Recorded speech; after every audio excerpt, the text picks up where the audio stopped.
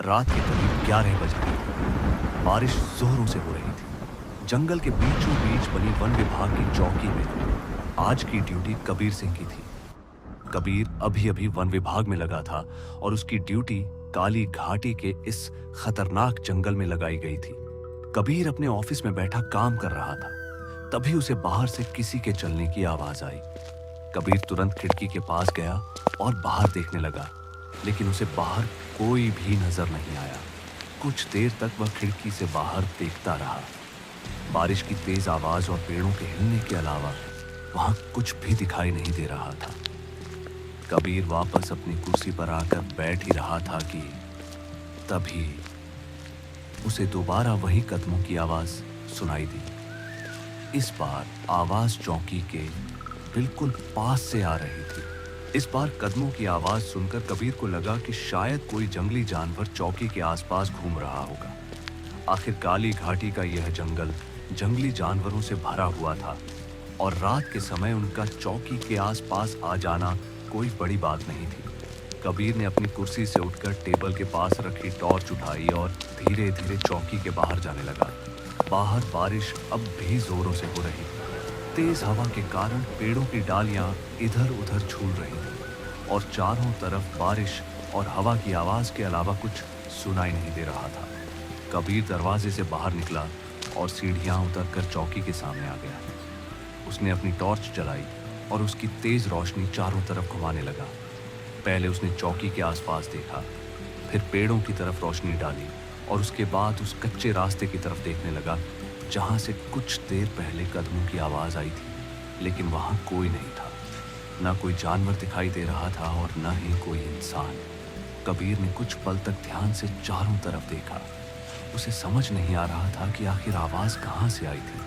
वह मन ही मन सोचने लगा, अभी अभी तो यहाँ किसी के चलने की साफ आवाज आ रही थी, फिर इतनी जल्दी कोई यहाँ से कहाँ चला गया। कबीर ने एक बार फिर टॉर्च की रोशनी जंगल के अंदर तक घुमाई। घना अंधेरा और तेज बारिश के अलावा उसे कुछ भी नजर नहीं आया। आखिरकार उसने सोचा कि शायद बारिश और तेज हवा की वजह से उसे कोई आवाज सुनाई दी हो।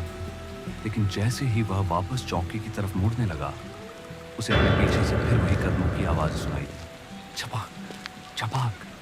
कबीर अचानक वहीं रुक गया। इस बार आवाज बिल्कुल साफ थी और ऐसा लग रहा था जैसे कोई उसके ठीक पीछे खड़ा होकर उसकी तरफ बढ़ रहा हो। कबीर ने जैसे ही पीछे पलटकर देखा, उसकी नजर थोड़ी दूर खड़े एक आदमी पर पड़ी। वह आदमी चौकी से कुछ दूरी पर घने अंधेरे के बीच बिल्कुल स्थिर खड़ा था। तेज बारिश के कारण उसे ठीक से दिखाई नहीं दे रहा था।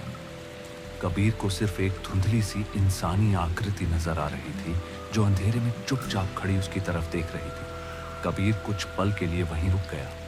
उसके हाथ में पकड़ी टॉर्च हल्का सा कांपने लगी। उसने तुरंत टॉर्च जलाई और उसकी रोशनी सीधे उस आदमी की तरफ कर दी। अब वह आदमी साफ दिखाई दे रहा था। उसने साधारण से पुराने कपड़े पहन रखे थे और बारिश में पूरी तरह भीगा हुआ था। वह बिना कुछ बोले उसी जगह खड़ा कबीर को देख रहा था। कबीर को समझ नहीं आ रहा था कि इतनी रात और इतनी तेज बारिश में यह आदमी आखिर जंगल के बीच यहाँ क्या कर रहा है। उसने हिम्मत जुटाई और कांपती हुई आवाज में पूछा, कौन हो तुम? उस आदमी ने कबीर के सवाल का कोई जवाब नहीं दिया। वह बस चुपचाप कबीर की तरफ देखता रहा। सुन रहे हो? मैंने पूछा तुम कौन हो? कबीर के इतना कहते ही वह आदमी अचानक उसकी तरफ बढ़ने लगा। कबीर कुछ समझ पाता उससे पहले ही वह आदमी उसके बिल्कुल करीब आकर खड़ा हो गया। कबीर एक पल के लिए घबरा गया और अनजाने में एक कदम पीछे हट गया। इतनी तेज बारिश के बावजूद उस आदमी के चेहरे पर अजीब सी खामोशी थी। वह कुछ पल तक कबीर को देखता रहा, फिर बहुत धीमी और भारी आवाज में बोला, मुझे आपकी मदद चाहिए। उसकी आवाज सुनकर कबीर थोड़ा हैरान हुआ। उसे उम्मीद नहीं थी कि वह आदमी इतनी देर तक चुप रहने के बाद अचानक इस तरह मदद मांगेगा। कबीर ने उसकी तरफ देखते हुए पूछा, मदद? कैसी मदद चाहिए आपको? आदमी ने कबीर की तरफ देखते हुए धीमी आवाज में कहा, जी, मुझे आपकी मदद चाहिए। चलिए ऑफिस के अंदर, मैं आपको सब बताता हूँ। कबीर ने कुछ पल तक उस आदमी को गौर से देखा। उसके मन में कई सवाल उठ रहे थे। इतनी रात को, इतनी तेज बारिश में और जंगल के बीच आखिर इस आदमी को ऐसी क्या परेशानी हो गई थी कि वह मदद के लिए वन विभाग की चौकी तक चला आया। कबीर ने अपनी टॉर्च नीचे की और चौकी की तरफ बढ़ते हुए कहा, ठीक है, चलिए अंदर चलकर बताइए क्या हुआ है। वह आदमी बिना कुछ कहे कबीर के पीछे पीछे चलने लगा। दोनों धीरे धीरे चौकी की तरफ बढ़ रहे थे, लेकिन कबीर को बिल्कुल अंदाजा नहीं था कि उस आदमी की मदद करने का फैसला उसकी पूरी रात को किस खौफनाक राज में बदलने वाला था। कबीर उस आदमी को चौकी के अंदर ले आया। दोनों कुर्सी पर बैठे हुए थे।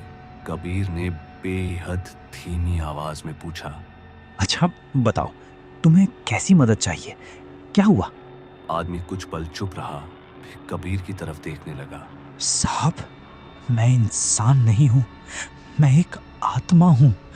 करीब 2 साल पहले इसी जंगल में एक शिकारी ने मेरी हत्या कर दी थी। मैं लकड़हारा था। एक दिन जंगल में लकड़ियाँ काटने आया था। लालच में मैं जंगल के काफी अंदर चला गया, जहां मैंने 3 लोगों को देखा। वो शिकारी थे और जंगल के जानवरों का शिकार करके उन्हें बेचते थे। उनकी ये बात मुझे पता चल गई थी। मैं डरकर वहां से भागा और इस चौकी पर मदद मांगने आने लगा, लेकिन उन लोगों ने मुझे देख लिया। उन्होंने मेरा पीछा किया और मुझे गोली मार दी। मेरी वहीं मौत हो गई। उसके बाद उन्होंने मेरी लाश को नदी के किनारे ले जाकर दफना दिया। साहब, मैं चाहता हूं कि आप उन तीनों शिकारियों को पकड़ें, मेरी लाश को नदी के किनारे से निकालकर मेरे घर वालों तक पहुंचाएं और उन लोगों को उनके किए की कड़ी से कड़ी सजा दिलाएं। कबीर उसकी बात सुनकर हैरानी से उसकी तरफ देखने लगा। उसे बिल्कुल यकीन नहीं हो रहा था कि वह आदमी सच बोल रहा है। कबीर मन ही मन सोचने लगा, अरे ये आदमी तो मुझे पागल लगता है। अच्छा खासा मेरे सामने बैठा है और कह रहा है कि मैं मर चुका हूं और मैं एक आत्मा हूं। कबीर कुछ देर तक चुपचाप उसे देखता रहा। उसे समझ नहीं आ रहा था कि आखिर इस आदमी की बात पर यकीन करे या इसे किसी मानसिक परेशानी का शिकार समझकर यहां से जाने के लिए कह दे। कबीर ने उसकी बात पर ज्यादा ध्यान नहीं दिया और बोला, अच्छा ठीक है, आप जाइए, मैं कुछ करता हूँ। कबीर ने उसे पागल समझकर चौकी से जाने के लिए कह दिया। वह आदमी भी धीरे से कुर्सी से उठा और बाहर जाने लगा। कबीर उसके पीछे पीछे चौकी के गेट तक गया। आदमी बारिश में बाहर निकलकर कुछ दूर जाने लगा, जबकि कबीर वहीं खड़ा उसे जाते हुए देखता रहा। वह आदमी चौकी से कुछ दूर जाने के बाद अचानक रुक गया। कुछ पल तक वह बिल्कुल स्थिर खड़ा रहा, फिर अचानक पीछे की तरफ मुड़ा। लेकिन अब वह पहले जैसा नहीं था। उसकी आंखें बड़ी बड़ी और डरावनी हो चुकी थी और उसका पूरा शरीर काला पड़ चुका था। उसका चेहरा भी पहले से बिल्कुल अलग दिखाई दे रहा था।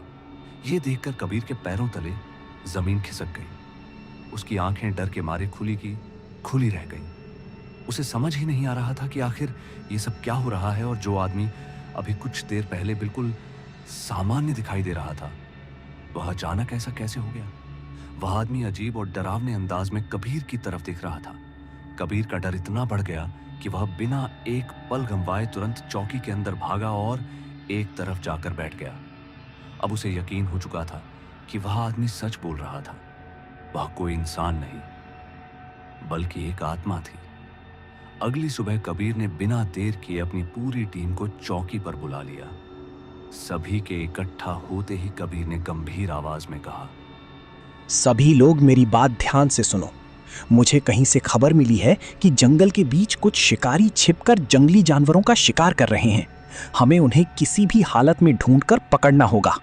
कबीर की बात सुनते ही सभी वनकर्मी जंगल के उसी हिस्से की तरफ निकल गए। काफी तलाश करने के बाद उन्हें वे तीनों शिकारी मिल गए और आखिरकार उन्हें पकड़ लिया गया।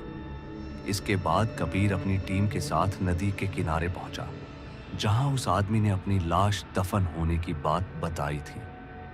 खुदाई करने पर वहां उसकी लाश भी मिल गई। वन विभाग ने उसके परिवार को बुलाकर उसकी लाश उन्हें सौंप दी। कुछ दिन बाद कबीर एक रात अपने ऑफिस में बैठकर काम कर रहा था।